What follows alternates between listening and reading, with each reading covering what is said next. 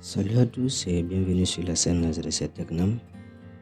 Alors dans ce tutoriel, on va voir autre type de sélection dans Photoshop. D'accord. Bien vrai, on a vu des outils, mais il y a différentes façons aussi, autre façon de faire des sélections dans Photoshop et d'utiliser des outils. Par exemple là, avec ça, on avait vu la sélection du sujet. D'accord. Donc, si je ne vais pas venir ici, sélectionner un sujet, je peux venir dans sélection. Et là, j'ai sujet. Et donc, si je fais ça, Photoshop va me sélectionner juste le sujet, l'image qui est là. Voilà. Donc, vous voyez bien, il peut être déplacé. Donc, ça, c'est une façon de faire la sélection. Dans Photoshop, c'est comme je vous avais dit, je pouvais venir ici aussi, dans les propriétés de l'image, et sélectionner le sujet. C'est la même chose. Voilà, ça marche aussi bien que l'autre. Il y a encore une autre façon ici. En tout cas, Photoshop est vraiment magnifique. Photoshop nous permet de faire une sélection du ciel. D'accord. Lorsque vous venez dans sélection ici, vous avez ciel. Donc, lorsqu'on va prendre ciel ici, vous allez voir que Photoshop va sélectionner le ciel là. D'accord. C'est en train d'analyser.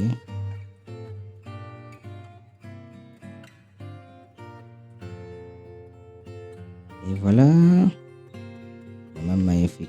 Voilà la sélection que Photoshop vient de nous faire. C'est juste le ciel que Photoshop a sélectionné. Et ça a été quand même assez intelligent pour reconnaître que ça, on pouvait simuler ça un peu au soleil. Donc, vous allez pouvoir aussi, si vous avez des ciels à sélectionner, vous n'êtes pas obligé d'aller faire la sélection par vous-même. Vous pouvez juste venir ici, au niveau des sélections, et vous allez trouver ciel. Et lorsque vous trouvez ciel, Photoshop vous sélectionne juste le ciel. Passons maintenant à cette image-là. D'accord. On peut faire des sélections aussi par plage de couleurs. Lorsqu'on vient là, on a ici plage de couleurs. Dans sélection, bien sûr, la plage de couleurs, on prend. Voilà, et avec la pipette, vous allez pouvoir passer et pipetter la couleur que vous voulez. Et vous avez ici l'aperçu qui est là. Soit vous décidez d'afficher ici l'aperçu, soit vous affichez l'image. D'accord. Donc c'est mieux d'afficher l'aperçu ici. Et vous allez ici choisir la prévisualisation, soit vous choisissez niveau de gris. Voilà. Là, ça laisse juste la couleur que j'ai pipetée et ça met le reste en noir. Ça, c'est couche noire, couche blanc. Ça met tout en blanc et ça reste ma sélection dans la couleur ou bien en mode masque. Vous allez retrouver ça aussi. Donc, moi, je vais revenir sur ça. Là, ça me va bien. Je vais prendre là le vert. D'accord. Là aussi, si c'était peut-être une personne, vous allez pouvoir à partir de là détecter les visages. D'accord. Voilà. Et là, au lieu d'utiliser la pipette, c'est possible de venir ici. Vous choisissez la couleur, je peux choisir le vert. Et voilà ce que ça me sélectionne. D'accord. Bien vrai, il y a d'autres couleurs. Bien, ici vous allez choisir le ton clair, ton moyen, le tout. Voilà. Donc je vais venir rester sur la pipette et je vais venir pipetter sur ça. On voit que ici l'intensité de ma couleur, c'est pas la même chose, raison pour laquelle de ce côté ça sera pas presque sélectionné, parce que là c'est plus clair que là-bas. Et là aussi vous avez la tolérance que vous pouvez ajouter ou réduire. Voilà. Donc si vous avez une sélection à ajouter, une autre couleur à ajouter, vous pouvez utiliser ça, cette pipette là plus, pour aller faire votre sélection. Voilà. Vous allez jouer avec ça comme ça pour pouvoir sélectionner le tout. Donc je vois que tout est blanc, donc je vais pouvoir sélectionner tout ce qui est en vert ici. D'accord. Donc si je ne veux pas aussi, je peux inverser. Ça sera pour soustraire sélection. D'accord. Donc si c'est bon, je clique sur OK. Et voilà ma sélection qui vient de se faire ici. D'accord. Avec cette sélection, je peux aller dans édition ici, remplir, et je vais changer la couleur. Je vais remettre peut-être la couleur en noir comme ça. Vous puissiez voir. Voilà. Donc mon drapeau devient ça. Noir, jaune, rouge avec le lion au milieu. D'accord. Je vais vous montrer aussi l'intérêt des sélections. Je vais désélectionner ça. Imaginez que je veux une sélection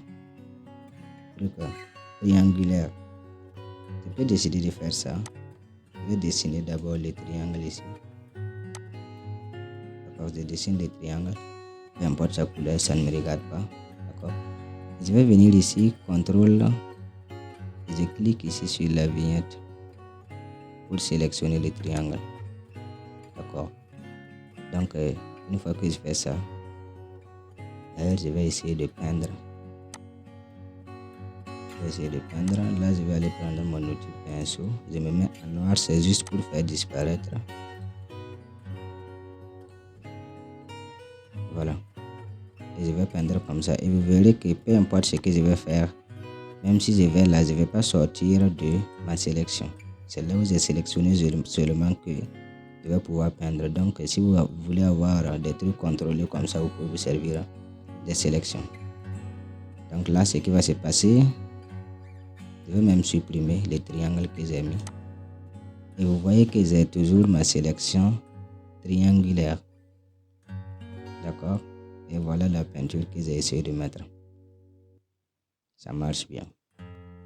C'est de même si vous avez quelque chose à peut-être à peindre et vous voulez juste enlever une partie et peindre. Là aussi, je pouvais venir. Si je voulais enlever juste ça. D'accord? Au lieu de venir utiliser ça, je peux utiliser ici l'outil rectangle de sélection.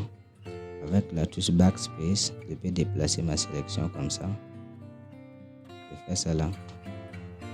Donc comme ça, je vais rester là. Voilà. Avec ça, je peux couper cette partie avec la sélection. Tout comme je reviens en arrière. Je désélectionne. J'ajoute un masque de fusion ici. Et je vais le prendre encore. Tout comme je peux faire ça comme ça. Et là, je vais peindre en noir pour faire disparaître. Vous voyez, là, je ne sors pas vraiment de ma sélection. Peu importe là où je vais aller. Donc, voilà notre intérêt aussi pour la sélection dans Photoshop. On n'a pas fini. Voyons maintenant deux outils de sélection qu'on avait oubliés. Je vais dézoomer. Voilà, comme ça. On va essayer de simuler ici une sphère. Avec l'outil ellipse, je vais dessiner ça comme ça. D'accord? Bon, déjà en noir, ça me va. Je vais ajouter un masque. Je vais utiliser ici l'outil dégradé pour faire un dégradé de ce type là. D'accord? Voilà, pour simuler un peu une sphère. Comme ça, vous voyez. Maintenant, je vais revenir ici avec le groupe l'outil rectangle de sélection et l'outil ellipse de sélection. On avait aussi deux autres outils qui sont là, deux autres outils. On a l'outil rectangle de sélection, une rangée, et on a aussi l'outil rectangle de sélection, une colonne. Alors là, comme les noms les indiquent, lorsqu'on va prendre ça, on pourrait juste faire des sélections. Ça sera sous forme de traits. Et vous ne pourrez pas changer, voilà, la sélection comme ça. D'accord? Donc ça c'est des trucs comme ça. Ce que je vais faire, c'est que je vais sélectionner à chaque fois et puis supprimer. Donc je sélectionne, je supprime, je sélectionne, je supprime.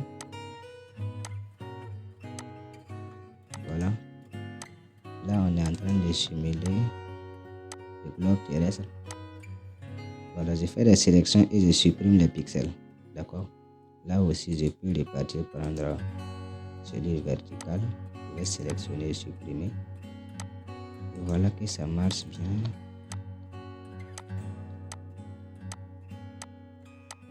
Alors, ces deux outils aussi, on pourrait les utiliser pour faire des alignements. Dans certains cas, ça peut être pratique.